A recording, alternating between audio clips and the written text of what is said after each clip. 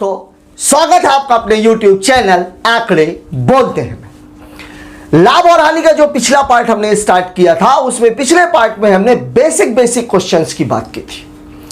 आज हम बात करेंगे एक तो मूल्यों की समानता की, और दूसरी हम बात करेंगे कि अगर इतने रुपए में इतनी वस्तुओं को खरीदने से इतने प्रतिशत का लाभ होता है, तो इतने प्रतिशत लाभ के लिए या इतने प्रतिशत हानि के लिए कितने रुपए में कितनी वस्तुएं बेची जाए। सवाल थोड़ा सा डिफर है। वहां हमने क्या बात की थी, कुछ रुपए में कुछ वस्तुएं खरीदकर कुछ रुपए में कुछ वस्तुएं बेची जाती हैं। वहां लाभ और हानि प्रतिशत की चर्चा नहीं की गई थी। वहां पर या तो आपसे लाभ हानि प्रतिशत पूछा जा रहा था, और या तो आपसे यह पूछा जा रहा था कि इतने रुपए या इतने रुपए हानि के लिए या लाभ के लिए कुल कितनी वस्तुएं बेची जाएंगी।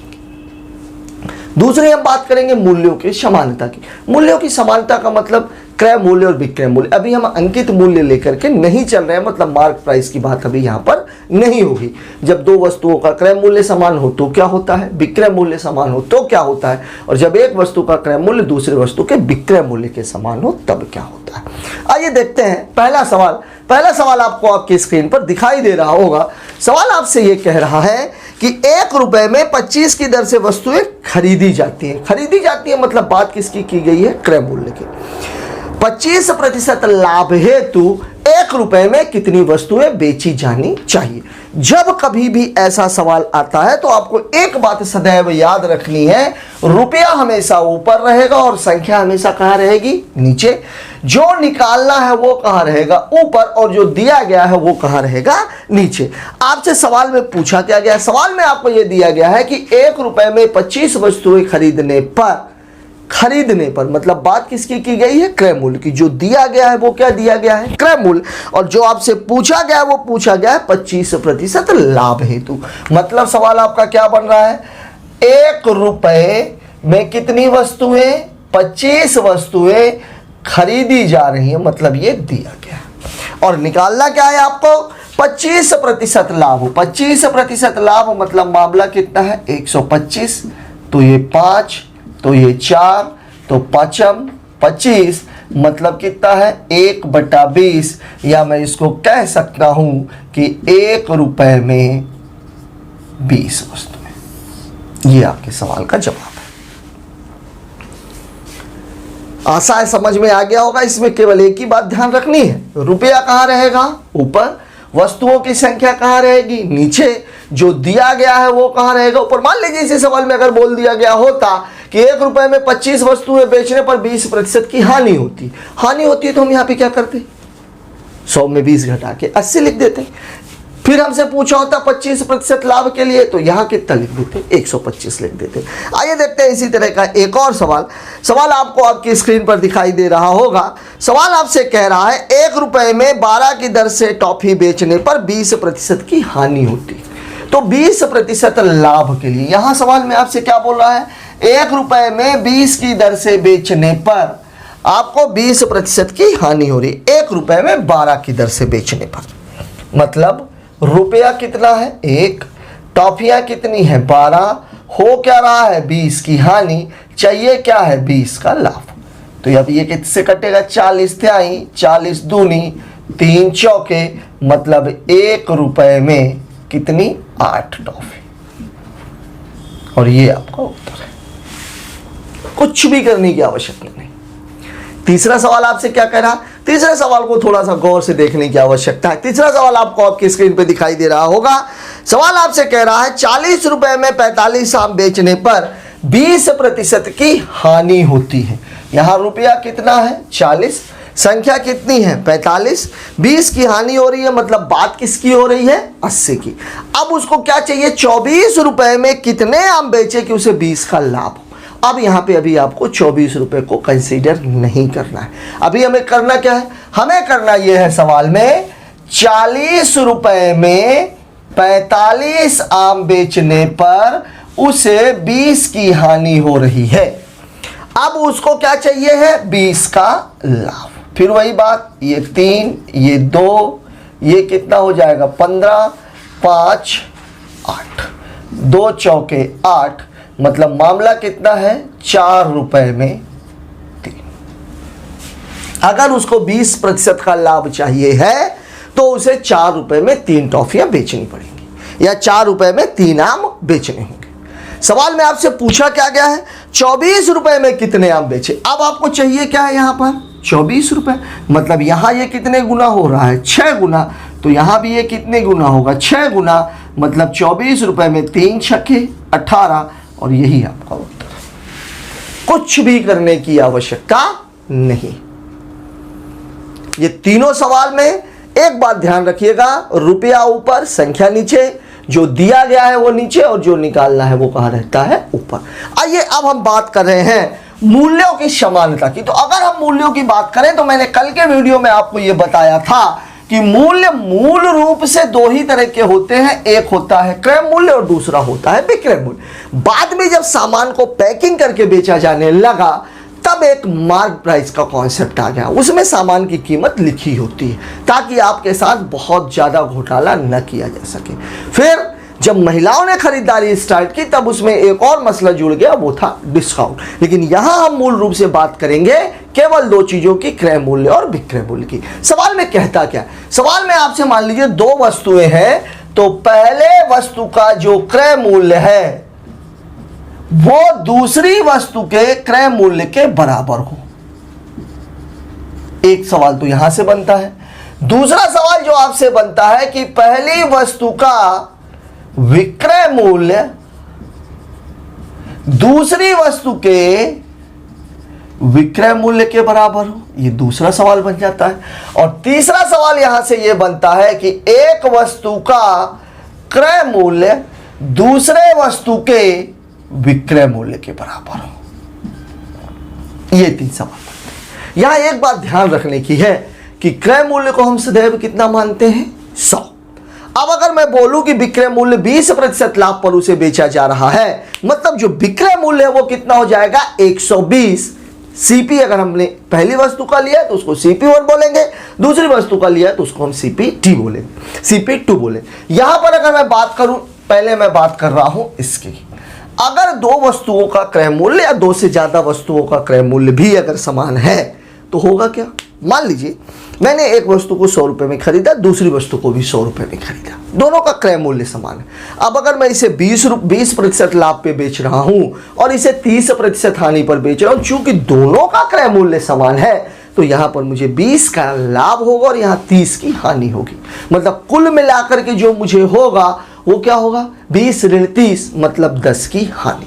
और ये जो 10 की हानि हुई है ये कितनी वस्तुओं पर हुई है, 2 वस्तुओं पर। तो अगर मेरे से कुल हानि पूछी जाएगी तो कुल हानि कितनी होगी, 10। और अगर मेरे से प्रति वस्तु पूछी जाएगी तो प्रति वस्तु कितनी हो जाएगी, 5। 5 की इसमें, 5 की उसमें। सवाल क्या आपसे कहता है, देखिए सवाल आपसे कह रहा है, सवाल आपको आपकी स्क्रीन पर दिखाई दे रहा होगा। पहले हम बात कर रहे हैं क्रय मूल्य बराबर क्रय मूल्य की। सवाल आपसे कह रहा है 2 वस्तुओं का क्रय मूल्य समान है, पहले वस्तु को 30 लाभ पर और दूसरी को 10% हानि पर बेचा जा रहा है, तो कुल कितने प्रतिशत का लाभ या हानि होगी। 2 वस्तुओं की बात। अब सीधी सी बात यह है कि अगर मैं बात करूं कि 30% लाभ और दूसरी को 10% हानि, अगर क्रय मूल्य समान है तो लाभ और हानि को सीधा सीधा जोड़ना घटाना है। मतलब जो आपसे सवाल कह रहा है वो ये कह रहा है कि यहां पर 30% का लाभ हुआ है, यहां पर 10% की हानि हुई है, मतलब ये टोटल होगा क्या, 20% का लाभ। लेकिन अब 20% का लाभ मुझे टोटल में हुआ, मतलब ये प्रति वस्तु की बात की जा रही है। ये कितनी वस्तु की बात की जा रही है, एक वस्तु के हिसाब से निकालेंगे। तो मान लो मैंने 100 का सामान खरीदा था, 30 रुपए पे, एक 30% के लाभ पे यहाँ 30 का लाभ हुआ, यहाँ 90 का बेच दिया तो यहाँ 10 की हानि हो गई। मतलब टोटल मुझे क्या मिला, 20 रुपए का लाभ। लेकिन जो 20 रुपए का लाभ मिला वो कितने पर मिला है, 2 वस्तुओं पर। तो अगर मैं बात करूं कुल लाभ की, तो जो कुल लाभ हो जाएगा वो कितना हो जाएगा, 20/2, मतलब उत्तर कितना हो जाएगा, 10%। ये है आपका सवाल। आगे बढ़ते हैं, देखते हैं अगला सवाल में इसमें दोस्तों सब मैं आप लोगों को एक बात बता दूं, इसमें सबसे ज्यादा जो पूछे जाने वाले सवाल हैं वो विक्रय मूल्य से पूछे जाते हैं। अब विक्रय मूल्य में क्या होता है, 2 वस्तुओं का विक्रय मूल्य समान है। तो इसमें पहला सवाल बनता है, एक को X% लाभ पर एक को X% हानि पर बेचा जाता है।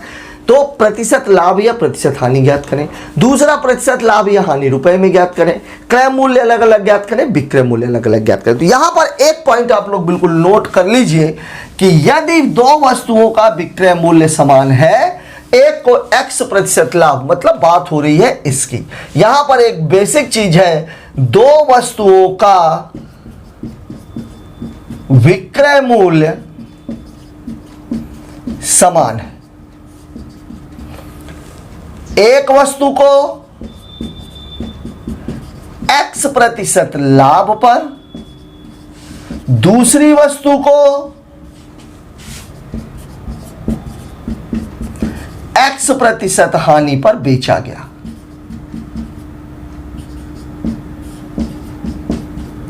बेचा जाए तो हमेशा हानि ही होगी, और हानि प्रतिशत होगा कितना? हानि प्रतिशत बराबर होगा x² अपॉन 100 का परसेंट। यह है सवाल आपका। लेकिन यहां पर एक बात आपको ध्यान में रखनी है कि यह जो मामला है यह है क्या? x प्रतिशत ही लाभ होना चाहिए और x प्रतिशत ही हानि होनी चाहिए, तभी यह सवाल आपका यहां पर फिट होगा। मतलब लाभ और हानि का जो प्रतिशत दिया हुआ है वो क्या होना चाहिए? हमारा समान।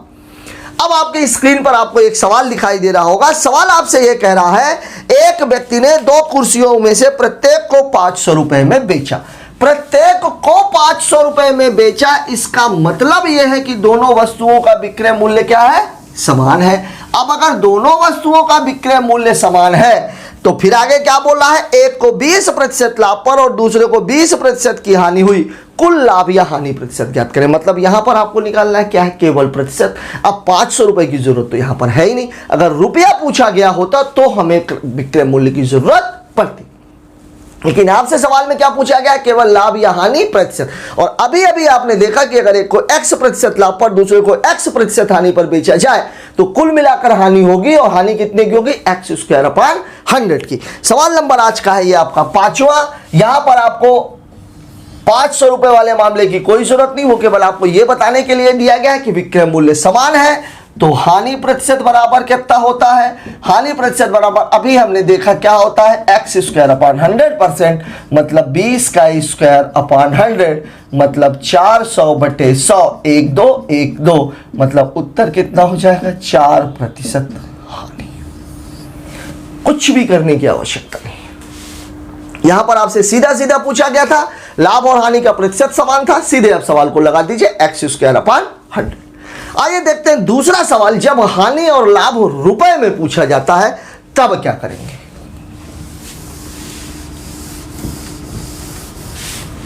छठा नंबर सवाल आपको आपके स्क्रीन पर दिखाई दे रहा होगा। छठा नंबर सवाल हमसे क्या कह रहा है? छठा नंबर सवाल हमसे यह कह रहा है कि एक व्यापारी ने दो वस्तुओं में से प्रत्येक को 12,000 रुपए में बेचा। प्रत्येक को 12,000 रुपए, मतलब एक की कीमत 12,000, दूसरे की कीमत भी 12,000। बेचने की बात हो रही है, मतलब दोनों का विक्रय मूल्य क्या है? समान है। आगे आपसे सवाल में कह रहा है 20% लाभ पर और दूसरे को 20% हानि हुई, लाभ या हानि रुपए में ज्ञात करें।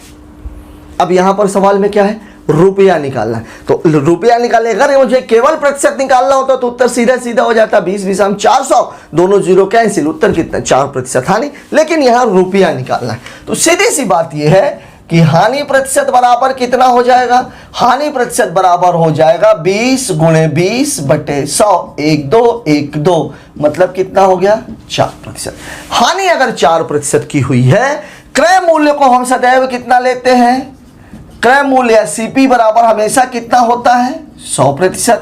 तो अब इसका जो विक्रय मूल्य है वो विक्रय मूल्य बराबर कितना हो जाएगा? 100 - 4, मतलब कितना हो जाएगा? 96%। अब एक वस्तु का मूल्य कितना है? 12,000 रुपए। दो वस्तुएं बेची गई हैं तो दो वस्तुओं का मूल्य कितना हो जाएगा? 24,000 रुपए। और 24,000 रुपए क्या है आपका? विक्रय मूल्य, और हमारे हिसाब से विक्रय मूल्य कितना निकल गया है 96%। आपसे पूछा क्या गया है हानि रुपये में, और हानि प्रतिशत में कितनी है 4, मतलब दिया गया है आपको 96%, निकालना है आपको 4%। अब यहां पर अगर मैं विक्रय मूल्य देखूं तो विक्रय मूल्य बराबर कितना हो जाएगा, 12,000 था, 2 वस्तुएं हैं, मतलब कितना हो गया 24,000 रुपए।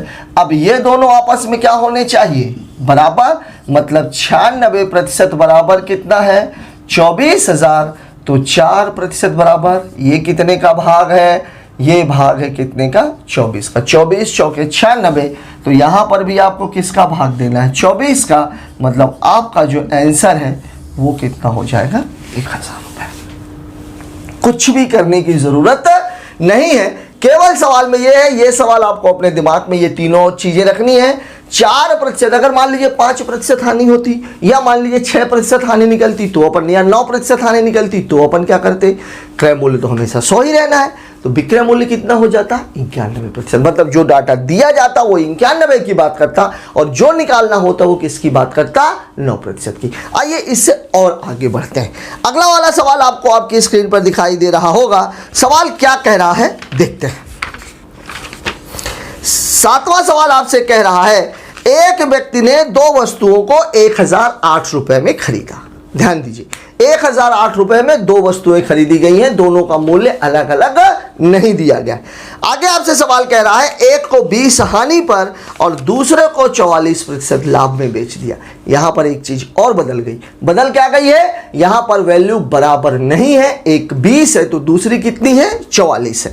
दोनों वस्तुओं का विक्रय मूल्य समान है। अब क्या बोल रहा है, विक्रय मूल्य समान है तो ज्ञात करें कि दोनों ही वस्तुओं का क्रय मूल्य क्या था। बहुत ही खूबसूरत सवाल, और इस सवाल को अगर अच्छे से कर लिया जाए तो बाकी के सारे सवाल आप लोगों से ऑटोमेटिकली बनने लगेंगे। इसलिए इस बात का ध्यान दीजिएगा कि इस सवाल को कैसे किया जा रहा है। सबसे पहली बात, विक्रय मूल्य तब निकलता है जब बात किसकी की जाए, क्रय मूल्य की, और क्रय मूल्य को हम वास्तव में हमेशा कितना लेकर के चलते हैं 100।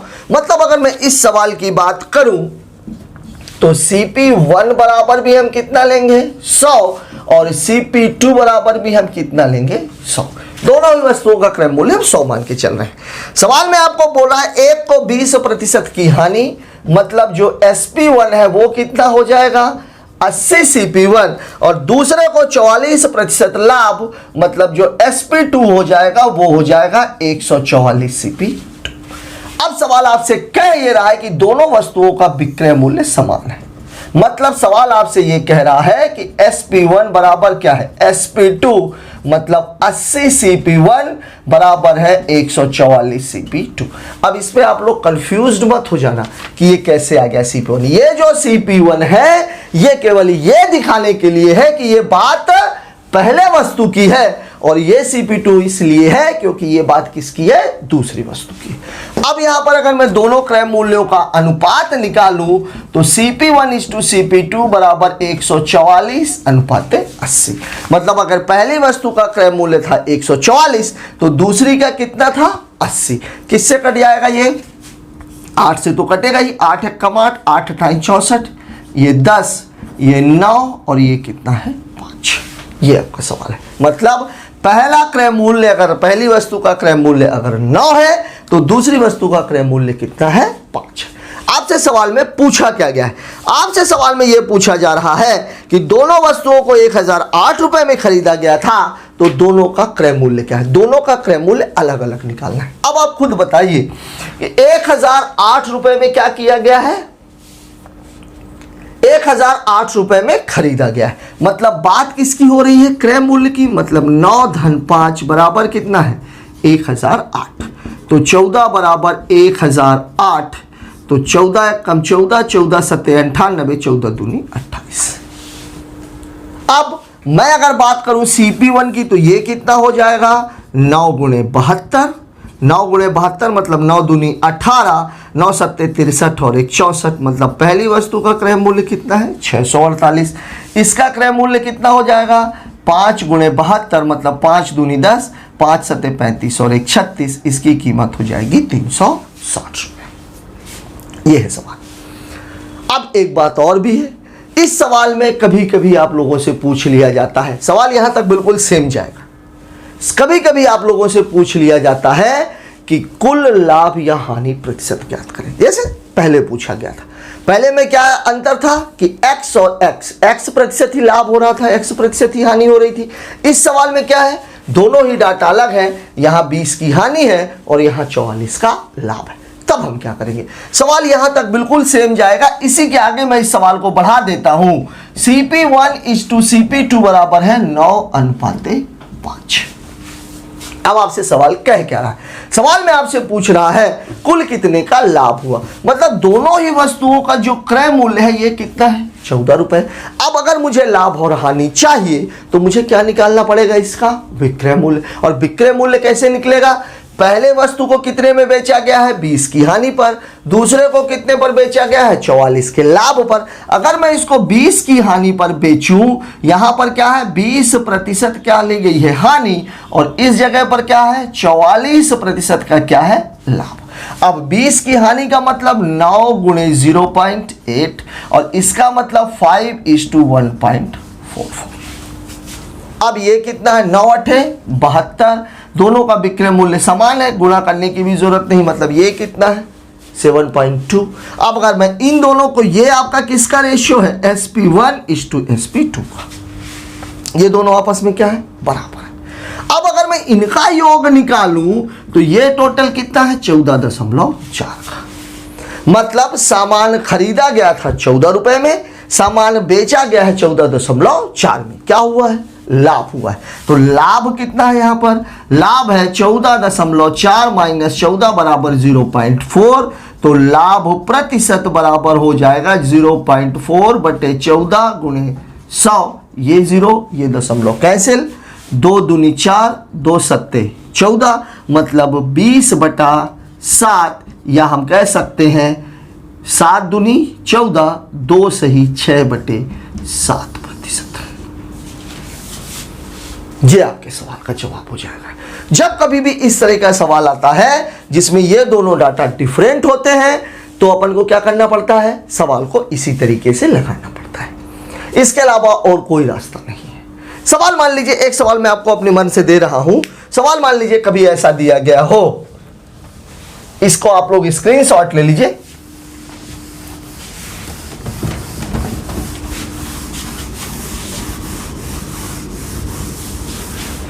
सवाल में मान लीजिए आपको कहा गया है कि एक को 25%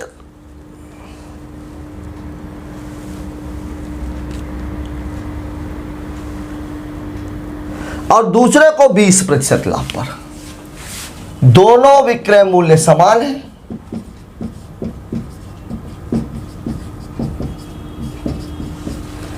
पहली को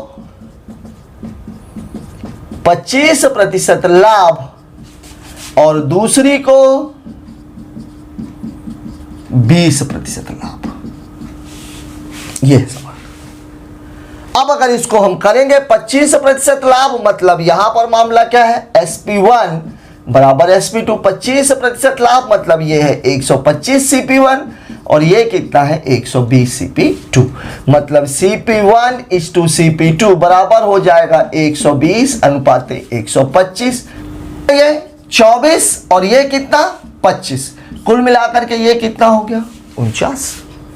अब ये वाला कितने लाभ पर है, 25% लाभ पर, और ये वाला कितने लाभ पर है 20% लाभ पर, मतलब यहां है 24 गुणे 1.25 और यहां है 25 गुणे 1.2, तो 12 पंचे 60, 12 दूनी 24 और 6 30, 30 यहां तो 30 यहां, तो 30 धन 30 ये कितना है 60।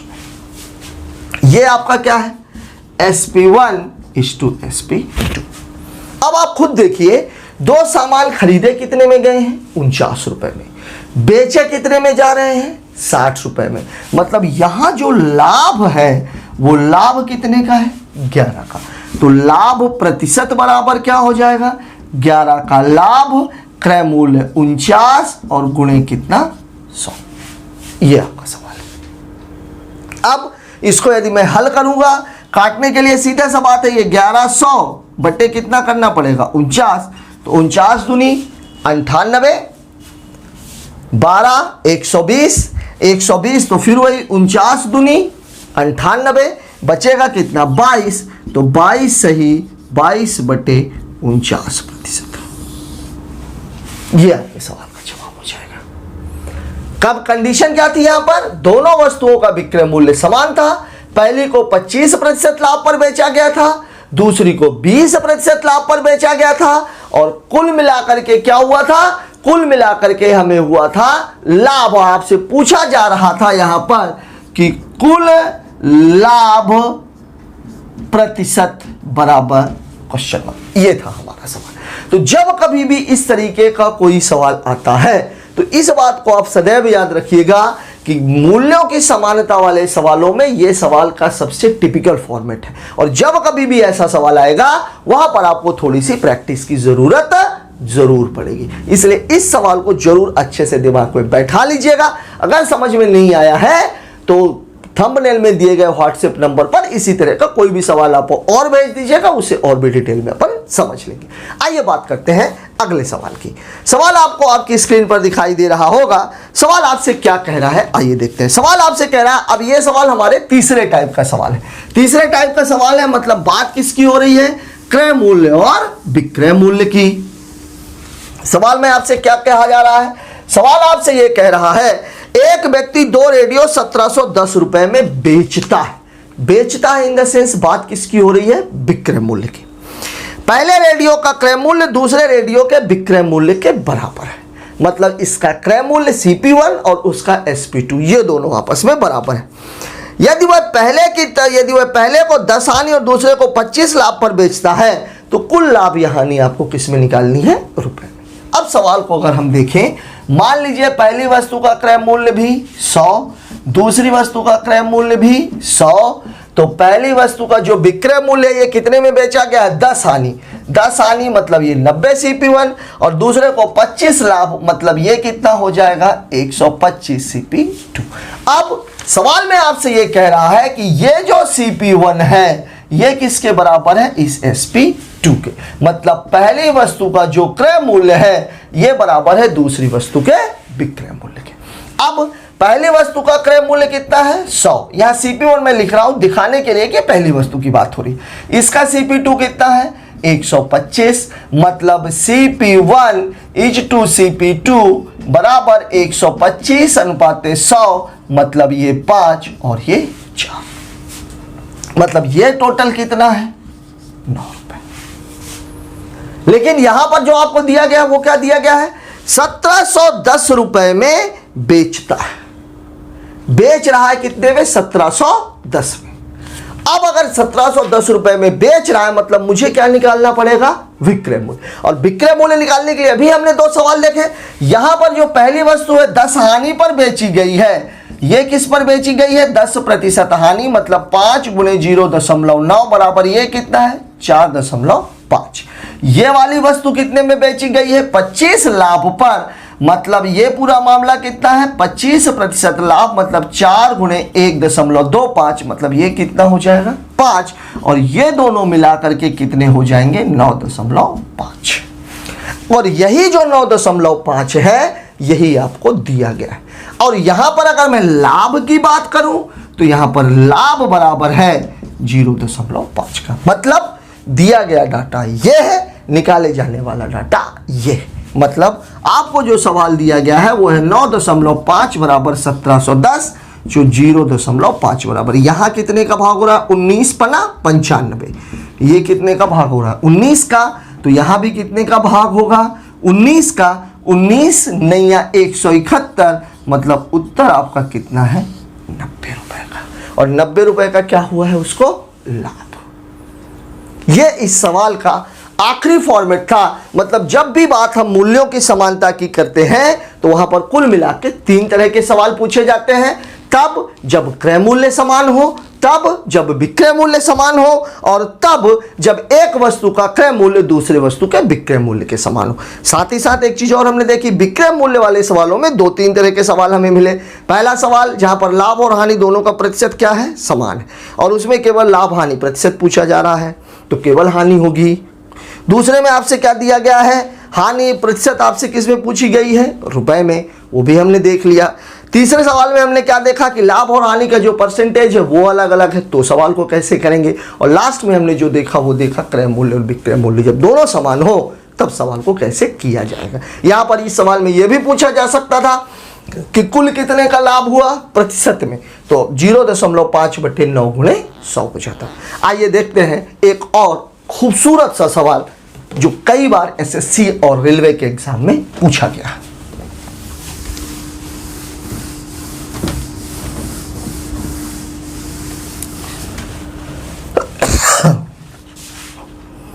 सवाल हमसे क्या कह रहा है, सवाल आपको आपकी स्क्रीन पर दिखाई दे रहा होगा। सवाल हमसे यह कह रहा है किसी वस्तु के विक्रय मूल्य का 7% उस वस्तु के क्रय मूल्य के 8% के बराबर है। मतलब एक ही वस्तु की बात हो रही है, इसके विक्रय मूल्य का 7%, क्रय मूल्य के 8% के बराबर है। मतलब जो सवाल आपसे कह रहा है वो ये कह रहा है कि विक्रय मूल्य का 7% क्रय मूल्य के 8% के बराबर है। अब अगर मैं इसको हल करूं तो परसेंटेज और परसेंटेज कैंसिल, तो SP अनुपात CP बराबर कितना हो जाएगा 8:7। या इसको आप चाहो तो समझने के लिए ऐसे भी लिख सकते हो, क्योंकि आपको आदत है पहले किसको लिखने की, क्रय मूल्य की, और बाद में किसको लिखने की, विक्रय मूल्य की। ठीक है, मतलब रेशियो कितना है 7:8 का। आगे आपसे सवाल में क्या कहा जा रहा है, विक्रय मूल्य का 9% क्रय मूल्य के 10% से 1 रुपए अधिक है। विक्रय मूल्य का 9%। अब हमारा जो विक्रय मूल्य है ये कितना है 8, जो हमारा क्रय मूल्य है वो कितना है 7। 1 रुपए अधिक है, बात चाहे कम की हो, चाहे अधिक की हो, चाहे अंतर की हो, हमें करना क्या होता है, उन दोनों के बीच का डिफरेंस निकालना होता है। तो अगर मैं बात करूं इसके क्रय मूल्य, इसका कितना निकालना है आपको 9%, मतलब 8 गुणे 0.09, मतलब ये हो जाएगा 0.72। ये वाला 10%, तो 10% का मतलब 7 गुणे 0.1, मतलब ये मामला है 0.7 का। अब इन दोनों का जो अंतर है वो कितना है 0.02, और इसके बराबर सवाल में कितना बोल रहा है 1 रुपया। ये है आपका सवाल। तो 0.02 बराबर 1, तो 1 बराबर 1/0.02, दशमलव हटाएंगे 100, तो ये कितना हो गया 50, मतलब 1 बराबर कितना हो जाएगा 50। अब अगर आपसे क्रय मूल्य पूछा जा रहा है तो इसको 7 से गुणा कर दीजिए, अगर आपसे विक्रय मूल्य पूछा जा रहा है तो 8 से गुणा कर दीजिए। आपसे सवाल में पूछा क्या गया है, सवाल में पूछा गया वस्तु का क्रय मूल्य ज्ञात करें, तो क्रय मूल्य कितना है 7, तो 7 गुणे 50 बराबर कितना 350 रुपए, और यही 350 रुपए आपके इस सवाल का जवाब है। सवाल में कुछ नहीं था, जैसा जैसा दिया गया है हमने केवल वैसा ही वैसा कर दिया। बस एक बात ध्यान रखिएगा, 9% का मतलब ये होता है कि 0.09, 9% अधिक का मतलब होता है 1.09, 10% का मतलब क्या होता है 0.1, और 10% अधिक का मतलब क्या होता है 1.1। आइए देखते हैं अगले टॉपिक में जो मैं बात कर रहा हूं, मैंने पिछले में प्रतिशत वाले भाग में मैंने आपको बताया था कि 2 तरह के सवाल पूछे जाते हैं। पहला सवाल ये रहता है पहले का दिया जाता है, बाद का पूछा जाता है, तो सवाल को सीधे सीधे लगाना है। दूसरे में क्या होता है, बाद का दिया रहता है, पहले का पूछता है, तो सवाल को x मान करके लगाना है। दूसरा तरीका मैंने आपको क्या बताया था, यदि आपको प्रतिशत आपको याद है, मान लीजिए 10% की बात की गई, तो 10% लाभ अगर बोल रहा है, मतलब 10% का मतलब होता है 1/10, लाभ हुआ मतलब 11/10, मतलब पहले कीमत कितनी थी 10 की, अब कीमत कितनी है 11 की। दोनों तरीके से मैं सवाल को आपको समझा देता हूं, प्रतिशत में यद्यपि ये चीज पहले भी बताई जा चुकी है। देखते हैं सवाल इसके। पहला सवाल आपको इस टाइप का आपकी स्क्रीन पर दिखाई दे रहा होगा। आज के वीडियो का ये 10वां सवाल है।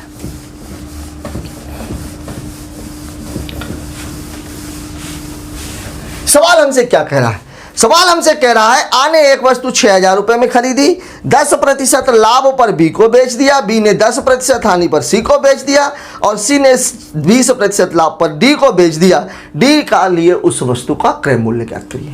ए ने खरीदी, वस्तु डी तक पहुंची, ए की कीमत दी गई है, डी की कीमत पूछ रही, तो सवाल को लगाना कैसे।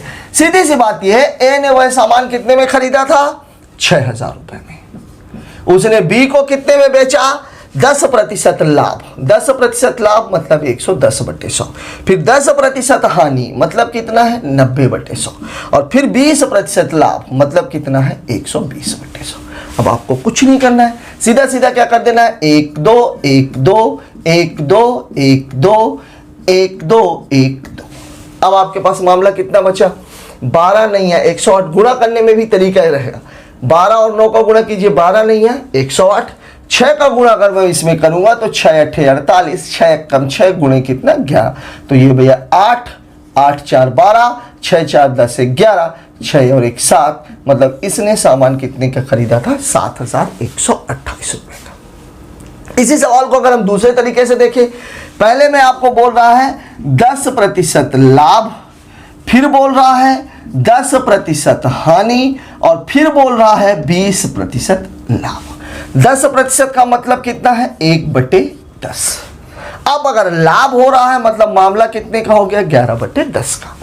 हानि का मतलब वही 1/10, हानि का मतलब कितना हो गया 9/10। 20% लाभ का मतलब कितना हुआ 1/5, और चूंकि लाभ की बात हो रही है इसलिए 6/5। ये है आपका सवाल।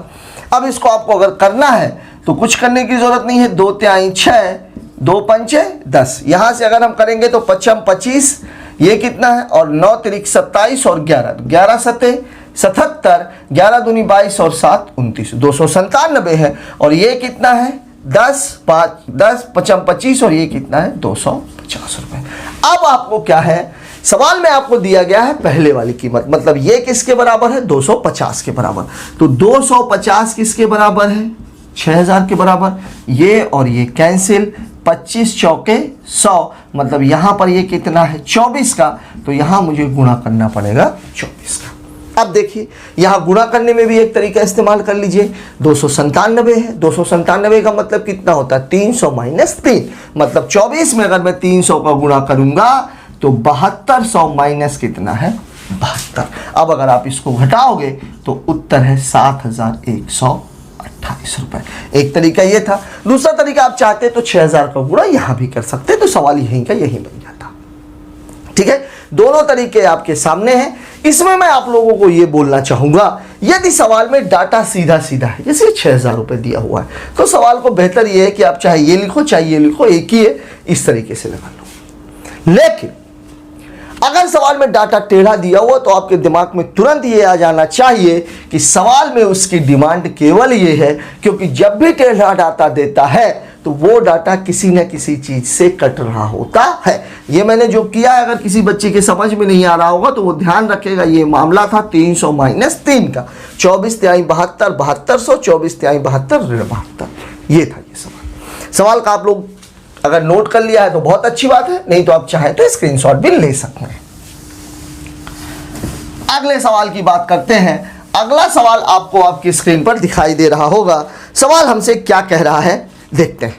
ए ने एक रेडियो खरीदा, मरम्मत पर 110 रुपए खर्चा कर दिया, 20% लाभ पर बी को, बी ने रेडियो को 10% स्थान पर सी को, सी ने 10% लाभ पर 1188 रुपए में डी को बेच दिया। अब यहां पर क्या है, बाद वाली कीमत दी गई है, और बाद वाली कीमत के लिए मैंने क्या बताया था, प्रतिशत में भी मैंने इसकी चर्चा की थी। यदि बाद वाली कीमत आपको दी गई है तो पहले वाली कीमत को हमें कितना मान लेना है x। अब ए ने अगर वो सामान x रुपए में खरीदा है तो उस पर उसने कितने रुपए खर्च कर दिए हैं 110 रुपए। अभी अभी मैंने आपको बताया वीडियो के स्टार्ट में कि क्रय मूल्य से विक्रय मूल्य के बीच में यदि कोई भी खर्चा होता है, मान लीजिए आप कोई सामान 500 रुपए में खरीदते हो, साइकिल 500 रुपए में खरीद करके लाते हो और उसकी बनवाई में आप 300 रुपए खर्च कर देते हो और उसे आप बेचना चाहते हो, तो आपके लिए क्रय मूल्य 500 रुपए नहीं, आपके लिए क्रय मूल्य कितना है 800 रुपए, क्योंकि वो 300 रुपए आपने जो खर्च किए हैं वो भी आपके ही पैसे हैं और वो आपने इसीलिए खर्च किए हैं ताकि आप उस पर लाभ कमा सकें। सवाल में जो आपसे कह रहा है वो ये कह रहा है कि ए ने एक वस्तु खरीदी, तो हम ये मान लेते हैं कि ए ने वह वस्तु कितने में खरीदी x में, उसने कितना खर्चा कर दिया 110 रुपए, मतलब ये क्या हो गया ए का क्रय मूल्य। अब ए ने वह वस्तु कितने रुपए में बेच दी? 20% लाभ पर। 20% लाभ मतलब वही 120/100। अब इसको आप चाहते हो तो 20% लाभ को 6/5 भी कर सकते हैं, काटोगे भी तो 6/5 आ जाएगा। 10% हानि पर सी को 10% हानि मतलब 90/100 और फिर बोल रहा 10% लाभ मतलब 110/100 और फाइनली जो कीमत बन गई है वो बन गई है 1188 रुपये। ये आपका सवाल। अब अगर मैं हल करूंगा तो ये सीधी सी बात है, काटने की भी जरूरत नहीं। 6, 5, 9, 10, 11, 10 ये तो आप देख के भी कर सकते थे। अब अगर मैं x + 110 को अलग रखूं तो x + 110 बराबर ये कितना हो जाएगा? ये सब ऊपर चलेगा तो 1188 × 5 × 10 × 10 और बटे हो जाएगा 6 × 9 × 11। अब अगर आप इसको काटोगे तो देखो कितनी खूबसूरती से कटेगा। 108 इसको काट देंगे तो ये कितना? 12, 6 दूनी 12, 5 दूनी 10 और 2 और 0 है मतलब ये हो गया 1000। ये x + 110 बराबर है। तो x बराबर कितना हो जाएगा? 1000 - 110, 200 घटा दिया तो कितना हो गया? 800 और ये कितना हो गया? 90 रुपए। मतलब ए ने वह वस्तु कितने में खरीदी थी? 890 रुपए में। अगला सवाल देखते हैं। इन सवालों में बहुत ज्यादा कुछ समझाने की जरूरत नहीं है, केवल एक ही बात आपको ध्यान में रखनी है, दिया पहले का है कि निकालना पहले का है, बस। अगला सवाल हम देख लेते हैं, एक और खूबसूरत सा सवाल। सवाल आपको यह कह रहा है कि संजय ने सलमान को 46% लाभ पर एक साइकिल बेची। सलमान ने उसकी मरम्मत पर 40 रुपए खर्च कर दिए। उसे सुनील को 15,000 रुपए में बेच दिया। इस सौदे में सलमान को न लाभ हुआ और ना ही हानि, तो संजय के लिए साइकिल का क्रय मूल्य कितना था? संजय ने सलमान को 46% लाभ पर बेचा, तो किसी न किसी कीमत पर तो खरीदा होगा। कीमत कब की दी गई है? लास्ट की। निकालनी कब की है? पहले की। तो मानेंगे कितना? x। सवाल में जो आपसे कह रहा है वो ये कह रहा है कि मान लीजिए उसने x में कोई सामान खरीदा, 46 लाभ पर बेचा, मतलब मामला है 146/100। ये इसने किया।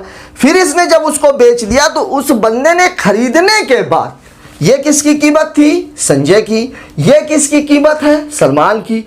अब सलमान ने खरीदने के बाद इस पर कितने रुपए खर्चे कर दिए? 40 रुपए।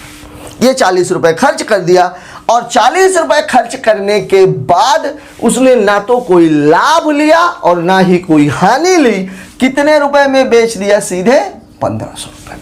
अगर लाभ और हानि मान लीजिए बोला गया होता 10% लाभ लिया तो यहाँ 110/100 हो जाता। 10% हानि हुई तो 90/100 हो गया होता। अब सवाल को सिंपली इस प्लस को इधर ले जाते हैं तो 146x/100 बराबर 1500 - 40 मतलब ये हो जाएगा 1460।